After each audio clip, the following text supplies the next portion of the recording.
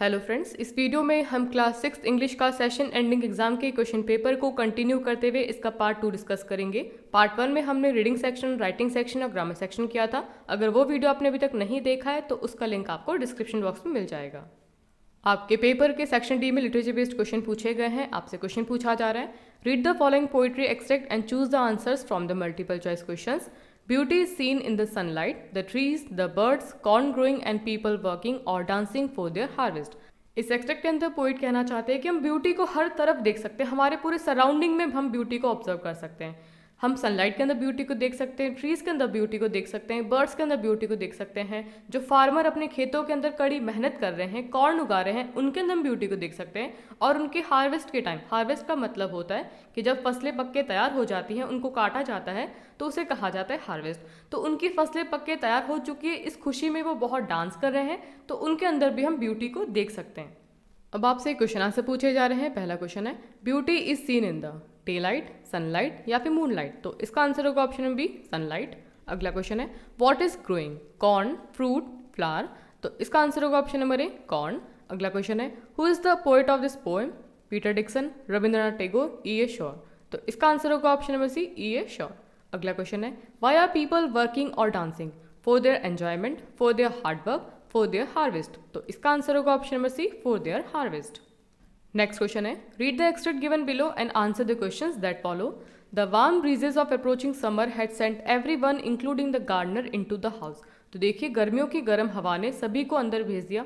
देखिए, जब बहुत ज़्यादा गर्मी होती है और ऊपर से गर्म हवा चलती है तो बाहर खड़े रहना बहुत मुश्किल होता है, इसीलिए गार्डनर के साथ साथ हर कोई घर के अंदर चला गया।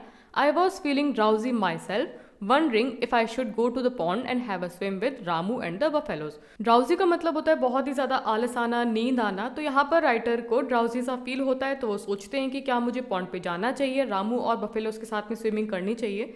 When I saw a huge black cobra gliding out of a clump of cactus, at the same time a mongoose emerged from the bushes and went straight for the cobra। जब राइटर ये सोच रहे होते हैं कि उन्हें pond पे जाना चाहिए, स्विमिंग करनी चाहिए, तभी वो देखते हैं कि कैक्टस के क्लम्प से, मतलब कि जो कैक्टस होते हैं उनके झुंड से एक ब्लैक कोबरा बाहर निकल रहा होता है। एट द सेम टाइम उसी समय एक मॉन्गूज वहाँ पर बुश के अंदर से निकलता है और सीधे कोबरा के पास जाता है। अब आपसे क्वेश्चन आंसर पूछे जा रहे हैं, what was he thinking of doing. Writer क्या करने का सोच रहे थे, तो इसका आंसर होगा he was thinking of going for swimming. अगला क्वेश्चन है, from where did the snake emerge. अब आपसे क्वेश्चन पूछा जा रहा है कि स्नेक कहाँ से निकल के आता है, तो इसका आंसर होगा the snake emerge from the clump of cactus. अगला क्वेश्चन है, who went straight to attack cobra. तो इसका आंसर होगा a mongoose went straight to attack cobra. अगला क्वेश्चन है, find a word from the passage which means a small group. अब आपको एक पैसेज के अंदर से एक वर्ड बताना है जिसका मतलब होता है स्मॉल ग्रुप, तो इसका आंसर होगा क्लम्प। अगला क्वेश्चन है, answer any 4 of the following question in 30 to 40 words. आपका एक क्वेश्चन 2 नंबर का होगा। पहला क्वेश्चन है, what wishes does the child in the poem vocation make. अब आपसे क्वेश्चन पूछा जा रहा है कि वोकेशन पोएम में बच्चा क्या विश करता है, तो इसका आंसर होगा the child in the poem wishes to be a hawker, a gardener and a watchman as he feels that these people are free to do what they want. तो देखिए, वोकेशन पोएम में बच्चा ये wish करता है कि वो hawker, gardener और वॉचमैन बनना चाहता है, क्योंकि ये लोग बिल्कुल फ्री हैं, ये जो चाहे वो कर सकते हैं, इसीलिए बच्चा हॉकर, गार्डनर और वॉचमैन बनना चाहता है। अगला क्वेश्चन है, why was Jumman happy over Algu's nomination as head panch. अब आपसे क्वेश्चन पूछा जा रहा है कि अलगू के हेड पंच नॉमिनेट होने पर जुमन क्यों खुश होता है, तो इसका आंसर होगा Jumman was happy over Algu's nomination as head panch because Algu was his friend and he knew that he would not give a judgment that goes against him. तो देखिए, अलगू जुमन का फ्रेंड था और जब वो हेड पंच हुआ तो उसको ये लगा कि ये तो मेरा दोस्त है, वो मेरे खिलाफ कभी भी कोई फैसला नहीं देगा, इसलिए अलगू के हेड पंच होने पर उसको बहुत ज़्यादा खुशी हुई। अगला क्वेश्चन है, what was the game that every child in the school had to play. अब आपको उन गेम्स का नाम बताना है जो कि स्कूल के हर बच्चे को खेलना होता था, तो इसका आंसर होगा the game that every child in the school had to play was that each term every child had one blind day, one lame day, one deaf day, one injured day and one dumb day. अगला question है, why did Taro run in the direction of the stream. Stream का मतलब होता है small river. तो आपसे question पूछा जा रहा है कि टैरो स्ट्रीम की डायरेक्शन में क्यों भागा, तो इसका आंसर होगा Taro run in the direction of the stream because earlier he had never heard or seen a rushing stream in the forest, also he was thirsty. तो देखिए, सबसे पहले तो क्या है कि टैरो ने अपने जंगल में कभी भी बहती हुई नदी को नहीं देखा था, ना ही कभी उसकी आवाज़ सुनी थी, और दूसरी बात उसको बहुत प्यास भी लगी थी, इसीलिए वो स्ट्रीम के डायरेक्शन में भागा। अगला क्वेश्चन है who were the other two spectators what did they do. देखिए बच्चों स्पेक्टेटर का मतलब होता है दर्शक, जो कि दूर बैठ के किसी भी इवेंट को देखते हैं उसे कहा जाता है स्पेक्टेटर। तो आपसे क्वेश्चन पूछा जा रहा है कि नैरेटर के अलावा बाकी दो स्पेक्टेटर कौन थे और उन्होंने क्या किया। तो इसका आंसर होगा the other two spectators were a jungle crow and a myna. They settled on a cactus to watch the outcome but they did not just watch, they tried to join the fight by hurling themselves at the cobra. तो देखिए narrator के अलावा जो बाकी दो Spectator थे वो थे जंगल का क्रो और मैना। उन्होंने क्या किया कि वो कैक्टस के ऊपर आकर बैठ गए ताकि वो देख सके कि जो कोबरा और मंगूस की लड़ाई हो रही है उसका क्या रिजल्ट निकलेगा। लेकिन वो केवल देखने से सेटिस्फाई नहीं थे, वो लड़ाई में शामिल होना चाहते थे। तो उन्होंने क्या किया, कोबरा पे अटैक किया। अगला क्वेश्चन है answer any three of the following question. पहला क्वेश्चन है what did Saida tell the sunrays to do. अब आपसे क्वेश्चन पूछा जा रहा है कि सईदा सनरेज को क्या करने के लिए कहती हैं। तो इसका आंसर होगा Saida made a special request to the sunrays to help her mother get well. She asked them to come the next day with lots of warmth and brightness. तो देखिए सईदा की मम्मी बहुत ज़्यादा बीमार थी, तो सईदा सनरेज से रिक्वेस्ट करती है और कहती हैं कि आप प्लीज़ मेरी मम्मी को ठीक करने के लिए अगले दिन ज़रूर आना, बहुत सारी वार्मथ एंड ब्राइटनेस के साथ में। अगला क्वेश्चन है what happens to our body when we sleep. अब आपसे क्वेश्चन पूछा जा रहा है कि जब हम सोते हैं तो फिर हमारी बॉडी में क्या होता है। तो इसका आंसर होगा our body get rest when we sleep, our muscles relax more and our heart beat become slower, our temperature and blood pressure go down when we sleep. तो देखिए जब हम सोते हैं तो फिर हमारी बॉडी को रेस्ट मिलता है और हमारी जो बॉडी की मसल्स होती हैं वो रिलैक्स होती हैं, हमारी हार्ट बीट, टेम्परेचर और ब्लड प्रेशर वो भी कम हो जाता है। अगला क्वेश्चन है what did the crocodile tell the monkey mid stream. अब आपसे क्वेश्चन पूछा जा रहा है कि बीच नदी में लाके क्रोकोडाइल मंकी से क्या कहता है। तो इसका आंसर होगा the monkey agreed to ride on the crocodile's back and visit his home, however in the middle of the river the crocodile told the monkey the truth that his wife wanted to eat his heart, the crocodile told him that he has brought him to किल।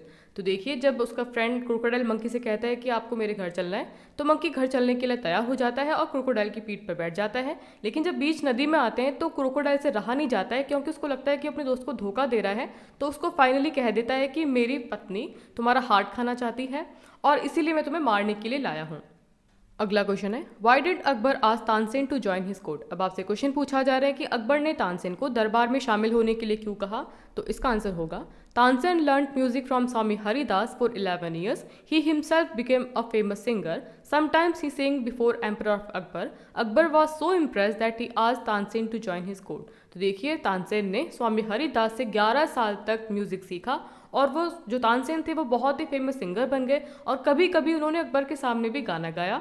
जब अकबर ने उनका गाना सुना तो वो अकबर उनसे बहुत ही ज़्यादा इम्प्रेस हो गए, इसीलिए उन्होंने तानसेन को अपना दरबार में शामिल होने के लिए कहा। अगला क्वेश्चन है how did the monkey react knowing the truth of the invitation. अब आपसे क्वेश्चन पूछा जा रहा है कि मंकी को जब सच पता चला कि उसको क्यों इनवाइट किया गया है तो उसका क्या रिएक्शन था। तो इसका आंसर होगा when monkey came to know the truth he got angry at the crocodile for tricking him, then he became scared. As he was very intelligent and wise, thus he acted consequently. He played the crocodile's simple-mindedness and briefed him that he left his heart on the tree and they will have to head back to get it back. So the monkey carried him back to the tree and rescued himself. जब monkey को ये पता चला कि उसको सच में क्यों invite किया गया है तो उसको क्रोकोडाइल पे बहुत गुस्सा भी आया, क्योंकि क्रोकोडाइल ने उसको धोखा दिया और उसको डर भी लगा। लेकिन जो मंकी था वो बहुत ही ज़्यादा इंटेलिजेंट और वाइज था, तो उसने उस हिसाब से काम किया। उसने क्या किया कि क्रोकोडाइल के साथ में चाल चली और कहा कि मैं अपना हार्ट पेड़ के ऊपर भूल आया हूँ, तो मुझे मेरा हार्ट लेने के लिए वापस जाना पड़ेगा। तो वो क्रोकोडाइल वापस मंकी को लेके उस पेड़ के पास जाता है और मंकी अपने आप को बचा लेता है। अगला क्वेश्चन है why one should never underestimate the power of one's opponent. Opponent का मतलब होता है कॉम्पिटिटर। तो आपसे क्वेश्चन पूछा जा रहा है कि हमें कभी भी हमारे कॉम्पिटिटर की पावर को अंडर एस्टिमेट नहीं करना चाहिए, मतलब कि खुद से कम नहीं समझना चाहिए। इसके पीछे आपको रीजन बताना है द बनियन ट्री स्टोरी के अकॉर्डिंग। इसका आंसर होगा one should never underestimate the power of one's opponent because the person develops over confidence which leads to failure. In the story the banyan tree the cobra knew that the grey mongoose were superb fighters and clever too, but the cobra made wrong decisions, fell in the mongoose trap and died at the end. Instead of giving full attention to the mongoose, the cobra focused on killing the crow and the manna. The cobra killed the crow but could not save itself. देखिए हमें कभी भी हमारे competitor की power को under estimate नहीं करना चाहिए, खुद से कम नहीं समझना चाहिए, क्योंकि जब हम उनकी पावर को अंडर एस्टिमेट करते हैं तो फिर खुद ओवर कॉन्फिडेंट फील करते हैं और इसकी वजह से हमारी फेलियर होती है। जैसे कि द बनियन स्टोरी है, कोबरा को पता था कि जो ग्रे मंगू है वो बहुत ही सुपर फाइटर है और बहुत ही ज़्यादा क्लेवर है, लेकिन कोबरा ने बहुत ही गलत डिसीजन लिया और मंगूस के ट्रैप में फंस गया और फाइनली उसकी डेथ हो गई। कोबरा को मंगूस को मारने में फोकस करना चाहिए था, लेकिन कोबरा ने क्या किया, वो क्रो और मैना को मारने में लगा रहा और इस चक्कर में क्रो तो मर गया लेकिन वो अपने आप को नहीं बचा पाया। इसीलिए कभी भी हमें हमारे कॉम्पिटिटर की पावर को अंडर एस्टिमेट नहीं करना चाहिए। आज के इस वीडियो में हमने आपके इंग्लिश के सैम्पल पेपर को कंप्लीट किया। आई होप ये क्वेश्चन पेपर आपके एग्जाम के लिए बहुत ही ज़्यादा इंपॉर्टेंट होगा। वीडियो अच्छा लगा तो वीडियो को लाइक करें, दोस्तों के साथ शेयर करें और चैनल पर नए हैं तो चैनल को सब्सक्राइब करें। Thanks for watching.